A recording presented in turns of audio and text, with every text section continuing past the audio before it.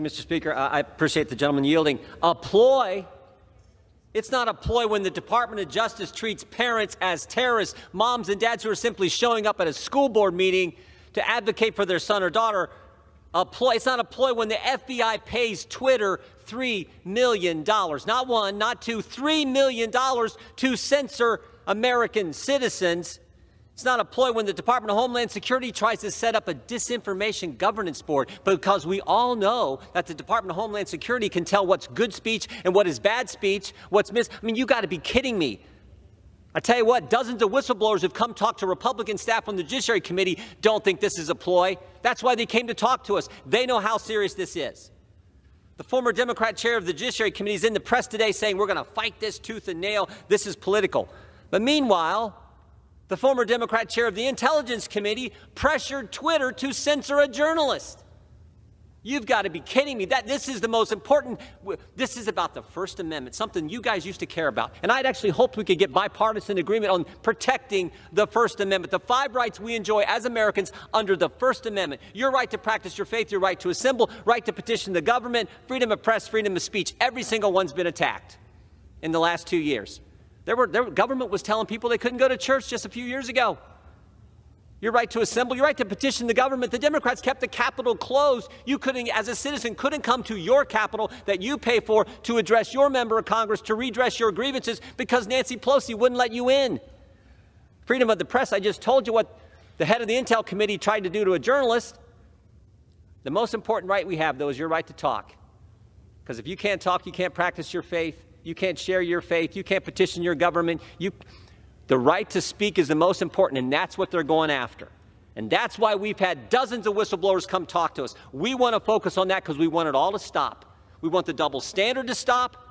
This idea that if you're a pro-life activist, you're going to get your door kicked in, you're going to get arrested and handcuffed in front of your 7 kids and your spouse for simply praying in front of an abortion clinic and telling the guy who was harassing your son to knock it off. You're going to have the FBI raid your home. But the protest that went on, at Supreme Court justices' homes in the aftermath of the leak of the Dobbs opinion, no problem there.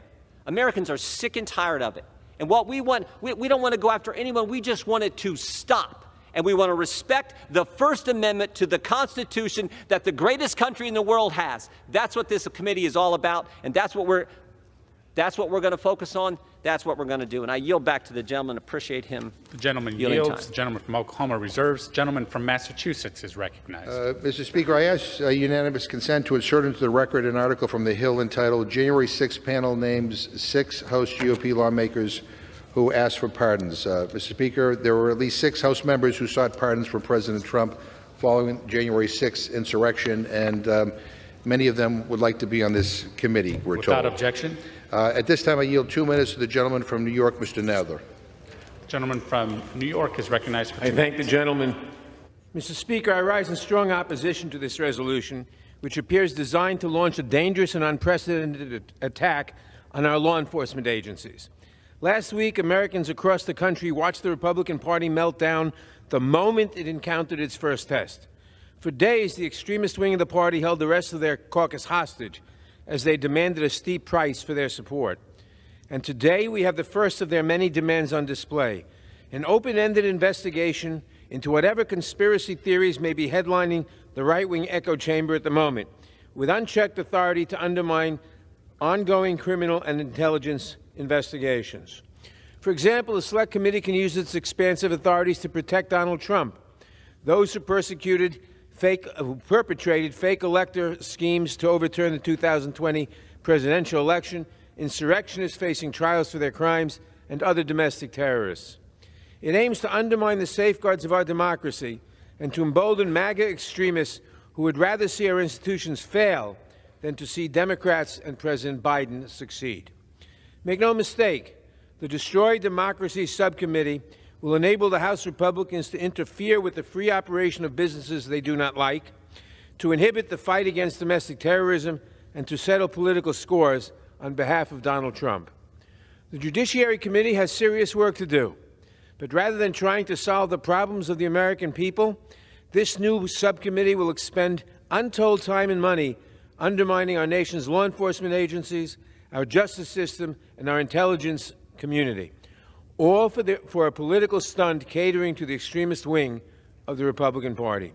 I oppose this resolution, and I encourage my colleagues to do the same.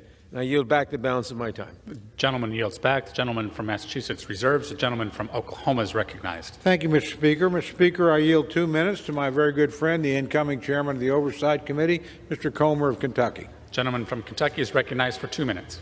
Mr. Speaker, I rise today in support of the creation of the Select Subcommittee on the Weaponization of the federal government.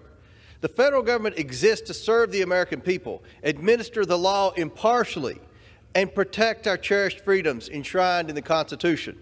However, some unelected, unaccountable federal bureaucrats have abused their positions of power. The other side of the aisle likes to talk about, quote, threats of democracy.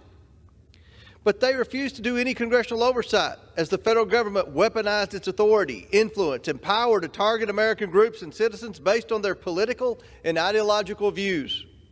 Just yesterday, we learned that classified documents from Joe Biden's time as vice president were stashed in an unsecure closet. The National Archives knew about these documents several months ago, before the election. But the American people were just informed yesterday thanks to some investigative reporting. Meanwhile, the FBI conducted a raid on former President Trump's Mar-a-Lago residence for the same violation. Why has President Biden, who has repeatedly kept classified materials in an unsecure location for years, never faced a raid? Is it because we have a two-tier system of justice? The left also continues to push for an expanded IRS, even though the agency has a history of targeting conservative political groups. They push for more audits of middle-class Americans instead of better customer service. In another example, at President Biden's direction, the Department of Homeland Security formed a dystopian disinformation board tasked with policing American speech online. While this board has been disbanded, we continue to learn more almost every day about how the Biden administration pressures big tech to censor and suppress Americans' views online that are contrary to their political narrative. The Biden administration's Justice Department also actively targeted parents concerned about woke curricula in their children's schools and labeled many as domestic terrorists. The American people have made it clear that they want accountability for these abuses. We can In an additional 30 seconds. The gentleman is thank the gentleman from Oklahoma. We cannot delay accountability any longer. We need to get to work now. We must expose the abuses committed by the unelected, unaccountable federal bureaucracy and enact solutions to prevent similar abuses from happening in the future. I look forward as chairman of the House Oversight Committee to work closely with this new select committee, and I yield back. the gentleman from Oklahoma reserves. The gentleman from Massachusetts is recognized. Mr. Speaker, I request unanimous consent to insert into the record a CNN article entitled, "There are clear distinctions between Trump and Biden's two cases." Mr. Speaker, the difference is clear. Unlike in Trump's case, Biden doesn't appear to have tried to assert ownership Without objection. of the files, to obstruct their handover, or make unhinged claims that he had previously declassified them through his thinking.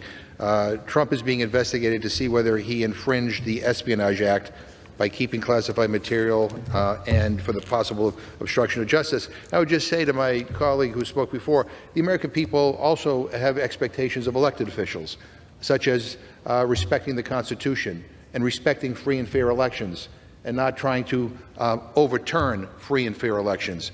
And unfortunately, a majority of my friends on the other side of the aisle chose to ignore that.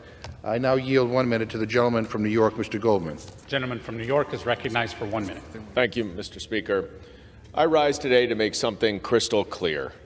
The primary purpose of this special subcommittee is to interfere with the special counsel's ongoing investigation into a conspiracy to overturn the 2020 election. This is a shocking abuse of power. But it's not just the usual efforts by members on the other side of the aisle to once again do Donald Trump's dirty work. This time, they're trying to protect themselves. One of them, a member from Pennsylvania, had his cell phone seized pursuant to a court order finding probable cause that he committed a crime. Yet he has indicated that he wants to be on this subcommittee so that he can undermine a criminal investigation into himself. My Republican counterparts can dress up the subcommittee with a menacing name, but let's call it what it really is: the Republican Committee to Obstruct Justice. The American people don't want that. They don't want yet another front of the Republican war on democracy and the rule of law. I will vote no and urge everyone to do so. Thank you. I yield back. Gentleman yields back. The gentleman from Oklahoma is recognized. Thank you, Mr. Speaker. Mr. Speaker, I yield 2 minutes to my very good friend, distinguished incoming chairman of the Intelligence Committee, Mr. Turner of Ohio. Gentleman from Ohio is recognized for 2 minutes. Thank you, Mr. Speaker. Thank you, Chairman Cole. Last Congress, I served as the ranking member of the Intelligence Committee. Chairman Jordan and I have already been working to ensure that the intelligence community and the Department of Justice, including the FBI, are not violating the civil rights of law-abiding Americans. Sadly, we already have very troubling evidence to begin our investigation to ensure that our intelligence community and law enforcement agencies are not violating Americans' constitutional rights. Some of this information is similar to what's been publicly disclosed by the Twitter files, which is a small portion of the information that we have gravely concerning about improper use of government authority that this committee will be focusing on. This subcommittee is about protecting rights, a task that everyone in this body just took an oath to protect last week. Our committee will be assisting this subcommittee. We look forward to be working with Chairman Jordan on this important issue, and we